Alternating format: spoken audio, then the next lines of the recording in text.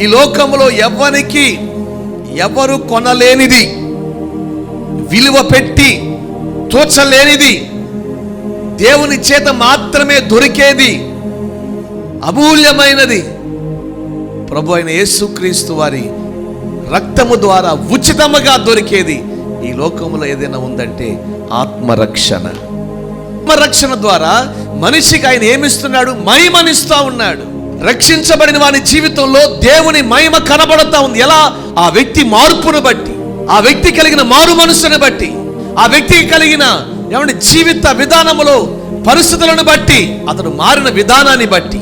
ఒక నరుడికి ఈ భూలోకంలో దేవుడు ఏమిచ్చాడంట? గొప్ప మహిమ. ఏ మహిమ? ఓ గొప్ప మహిమ, పేరునిచ్చాడు, ఘనతనిచ్చాడు.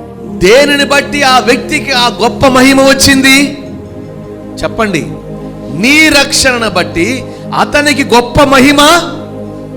అంటే ఆయన రక్షణ పొందుకున్న వాడి జీవితంలో రక్షణ వల్ల మహిమ మనిషికి దేవుడు ఇస్తా ఉన్నాడు.